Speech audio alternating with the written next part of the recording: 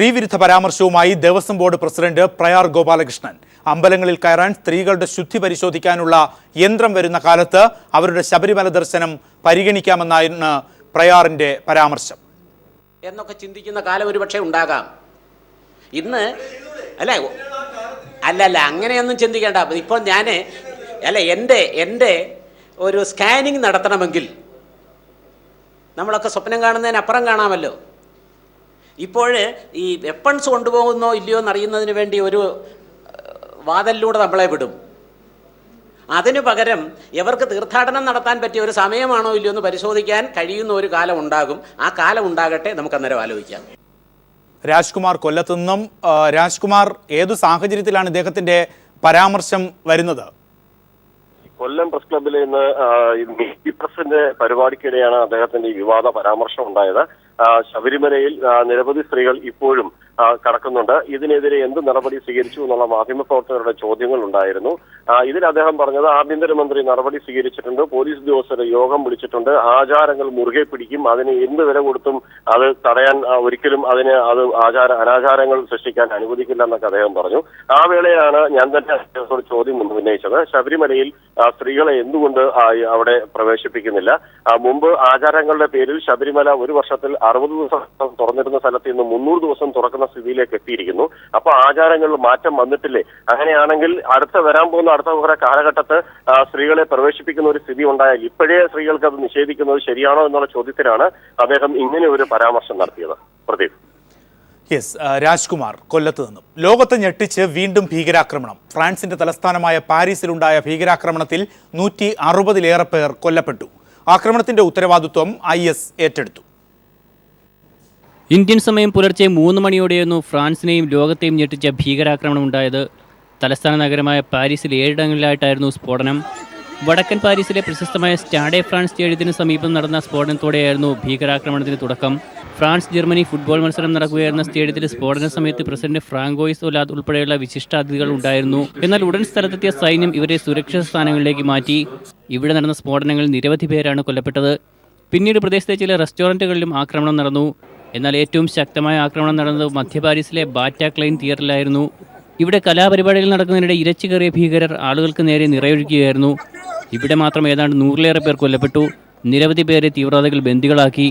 എന്നാൽ പിന്നീട് സുരക്ഷാ സേനയുമായുള്ള ഏറ്റുമുട്ടലിൽ തീവ്രവാദികളെല്ലാം കൊല്ലപ്പെട്ടു. തിയേറ്ററിന് പുറത്ത് നിരവധി സ്ഫോടനങ്ങൾ നടന്നു.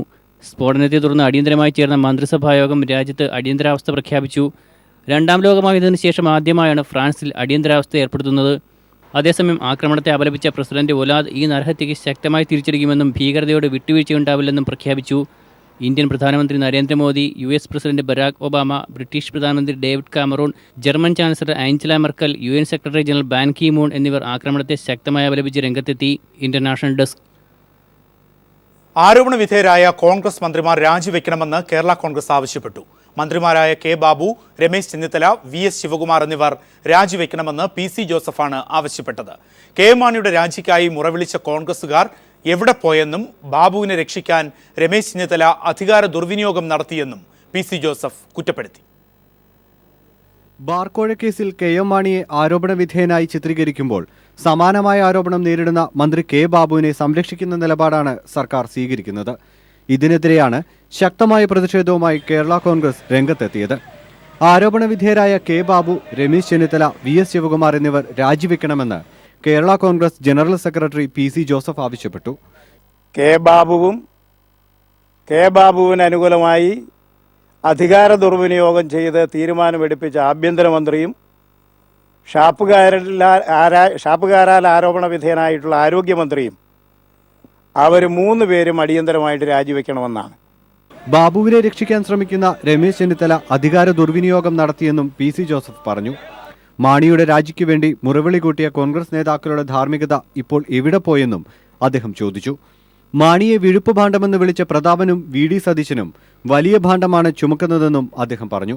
മാണിയുടെ രാജിക്ക് വേണ്ടി സമ്മർദ്ദം ചെലുത്തിയ UDF ഘടകകക്ഷികൾ മൗനം പാലിക്കുന്നത് അങ്ങേയറ്റം പ്രതിഷേധാർഹമാണെന്നും PC ജോസഫ് കൂട്ടിച്ചേർത്തു. ഇതാദ്യമായാണ് സർക്കാരിനും മന്ത്രിമാർക്കുമെതിരെ കേരള കോൺഗ്രസിലെ പ്രമുഖ നേതാക്കൾ പ്രതികരിക്കുന്നത്. News bureau, Idukki. ബാർക്കോഴ കേസിൽ ആരോപണ വിധേയനായ കെ ബാബുവിനോടുള്ള നിലപാട് പ്രതിപക്ഷം കടുപ്പിക്കുന്നു. നിയമസഭാ സംഘത്തിന്റെ ബ്രിട്ടൻ യാത്രയിൽ നിന്നും പ്രതിപക്ഷാംഗങ്ങൾ പിന്മാറി. ബാബു സംഘത്തെ നയിക്കുന്നതിൽ പ്രതിഷേധിച്ചാണ് തീരുമാനം. നിയമസഭാ സംഘത്തിന്റെ ബ്രിട്ടൻ സന്ദർശനത്തിൽ നിന്നാണ് പ്രതിപക്ഷാംഗങ്ങൾ പിന്മാറുന്നത്. ബ്രിട്ടീഷ് പാർലമെന്ററി അഫയേഴ്സ് കമ്മിറ്റിയുടെ ക്ഷണമനുസരിച്ചായിരുന്നു സന്ദർശനം. ബാർ കോഴക്കേസിൽ ആരോപണ വിധേയനായ കെ ബാബുവിനെ സംഘത്തലവനായി നിശ്ചയിച്ച സാഹചര്യത്തിലാണ് പ്രതിപക്ഷത്തിന്റെ പിന്മാറ്റം. നിയമസഭാകാര്യ ചുമതലയുള്ള മന്ത്രി കെ.സി. ജോസഫ് ആയിരുന്നു സംഘത്തിന്റെ അധ്യക്ഷൻ. അസൗകര്യത്തെ തുടർന്ന് കെ.സി. ജോസഫ് പിന്മാറിയ സാഹചര്യത്തിലാണ് കെ ബാബുവിനെ സംഘത്തലവനാക്കിയത്. ഇതോടെ യാത്രയ്ക്കില്ലെന്ന് പ്രതിപക്ഷാംഗങ്ങളായ സി ദിവാകരൻ എം.എൽ.എയും കെ.ടി. ജലീൽ എം.എൽ.എയും അറിയിക്കുകയായിരുന്നു. അനൗദ്യോഗികമായിട്ട് അറിഞ്ഞപ്പോൾ അത് ഞാൻ കെ.സി. ജോസഫുമായിട്ട് നേരിട്ട് ബന്ധപ്പെട്ടു. ഞങ്ങളുടെ പൊസിഷൻ ഇതാണ്.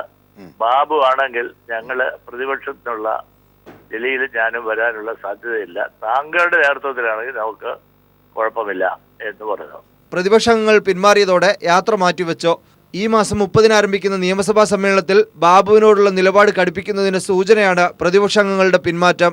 ബാബുവിനെതിരെ അന്വേഷണം അട്ടിമറിച്ച സാഹചര്യത്തിൽ ശക്തമായ പ്രക്ഷോഭങ്ങൾക്കും പ്രതിപക്ഷം തീരുമാനിച്ചിട്ടുണ്ട്.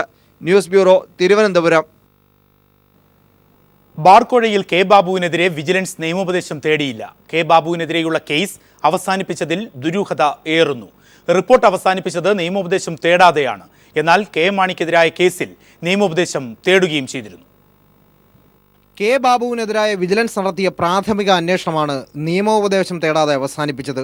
നേരത്തെ മാണിയുടെ കേസ് അവസാനിപ്പിക്കാനായി വിജിലൻസ് ഡയറക്ടർ സുപ്രീം കോടതി അഭിഭാഷകരിൽ നിന്നടക്കം 3 വക്കീലന്മാരിൽ നിന്ന് നിയമോപദേശം തേടിയിരുന്നു. വിജിലൻസിൽ നടത്തുന്ന ഏത് അന്വേഷണവും അവസാനിപ്പിക്കും മുമ്പ് നിയമോപദേശം തേടണമെന്നിരിക്കെയാണ് വിജിലൻസ് വഴിവിട്ട നീക്കത്തിലൂടെ കെ ബാബുവിനെ രക്ഷിക്കാൻ ശ്രമിച്ചത്. കെ എം മാണിക്കെതിരായ കേസ് അവസാനിപ്പിക്കും മുമ്പ് vigilance director legal adviser C അഗസ്റ്റിൽ നിന്ന് ആദ്യം നിയമോപദേശം തേടി. തുടർന്ന് മുൻ solicitor general Mohan Parasaran, L Nageswar Rao എന്നീ മുതിർന്ന അഭിഭാഷകരിൽ നിന്നും നിയമോപദേശം തേടി. ഇവരുടെ ഉപദേശത്തിൻ്റെ അടിസ്ഥാനത്തിലാണ് കേസ് അവസാനിപ്പിക്കാൻ വിജിലൻസ് ഡയറക്ടർ തീരുമാനിച്ചത്. എന്നാൽ ബാബുവിൻ്റെ കേസിൽ ഈ പറഞ്ഞതൊന്നും വിജിലൻസ് നടത്തിയില്ല. ഇത് നടപടിക്രമങ്ങളുടെ ലംഘനവും ആരോപണ വിധേയനായ മന്ത്രിക്ക് അനുകൂലവുമാണ്. നിയമോപദേശം തേടാതെ കെ ബാബുവിനെതിരായ കേസ് അവസാനിപ്പിച്ചതിനെ വരും ദിവസങ്ങളിൽ കോടതിയിൽ ചോദ്യം ചെയ്യപ്പെടാനാണ് സാധ്യത. KG ദിനകർ, തിരുവനന്തപുരം. കെ ബാബുവിനും ബിജു രമേശിനുമെതിരായ പരാതി DGP സ്വീകരിച്ചു. ഫോർട്ട് പോലീസ് പരാതി സ്വീകരിക്കാത്ത സാഹചര്യത്തിലാണ് DGPയുടെ നടപടി. ഇരുവർക്കുമെതിരെ കേസ് എടുക്കണമെന്നാണ് ആവശ്യം. പൊതുപ്രവർത്തകനായ PK രാജുവാണ് പരാതിക്കാരൻ. ബാർ ലൈസൻസ് ഫീസ് വർദ്ധിപ്പിക്കാതിരിക്കാൻ എക്സൈസ് മന്ത്രി കെ ബാബു 10 കോടി രൂപ ചോദിച്ചുവെന്നും ഇതിൽ 50 ലക്ഷം രൂപ താൻ നേരിട്ട് മന്ത്രിക്ക് എത്തിച്ചു നൽകി എന്നുമായിരുന്നു ബിജു രമേശ് മജിസ്ട്രേറ്റ് മുൻപാകെ നൽകിയ രഹസ്യമൊഴി. മൊഴിയുടെ അടിസ്ഥാനത്തിൽ കോഴ നൽകിയതിന് ബാർ ഉടമ ബിജു രമേശിനെതിരെയും വാങ്ങിയതിന് മന്ത്രിക്കെതിരെയും കേസെടുത്ത് അന്വേഷണം നടത്തണമെന്നാണ് പരാതിക്കാരന്റെ ആവശ്യം. ഇക്കാര്യം വ്യക്തമാക്കി കഴിഞ്ഞ ദിവസം ഫോർട്ട് പോലീസിൽ പരാതി നൽകിയെങ്കിലും വിജിലൻസിൽ മന്ത്രിക്കെതിരെ കേസുള്ളതിനാൽ പരാതി സ്വീകരിക്കാനാവില്ലെന്നായിരുന്നു ഫോർട്ട് പോലീസിന്റെ നിലപാട്. നിയമമനുസരിച്ച് വിജിലൻസിൽ കേസുണ്ടെന്ന് പോലീസിന് ബോധ്യപ്പെട്ടാൽ അവിടേക്ക് പ്രസ്തുത പരാതി കൈമാറുകയാണ് വേണ്ടിയിരുന്നത്. എന്നാൽ കെ ബാബുവിനെതിരെ വിജിലൻസ് കേസ് നിലവിലില്ല. ഈ സാഹചര്യത്തിൽ പരാതിയിന്മേൽ അന്വേഷണം നടത്തേണ്ടതിന് പകരം പരാതിക്കാരനെ തെറ്റിദ്ധരിപ്പിക്കാനായിരുന്നു പോലീസിന്റെ ശ്രമം. News bureau, Thiruvananthapuram. കെ മാണിയെക്കുറിച്ച് താൻ പറഞ്ഞത് രാഷ്ട്രീയമെന്ന് പ്രതിപക്ഷ നേതാവ് VS അച്യുതാനന്ദൻ. മാണിയുടെ മകനെക്കുറിച്ച് പറഞ്ഞാൽ അത് നാറ്റക്കേസാകുമെന്നും VS പറഞ്ഞു. ഞാൻ മാണിയെപ്പറ്റി പറഞ്ഞത് രാഷ്ട്രീയമാണ്. മാണിയുടെ മകനെപ്പറ്റി ഞാൻ അങ്ങോട്ട് പറഞ്ഞാൽ അത് ആകെ നാറുന്ന കേസാണെന്ന് നിങ്ങൾക്കറിയാമല്ലോ. സരിത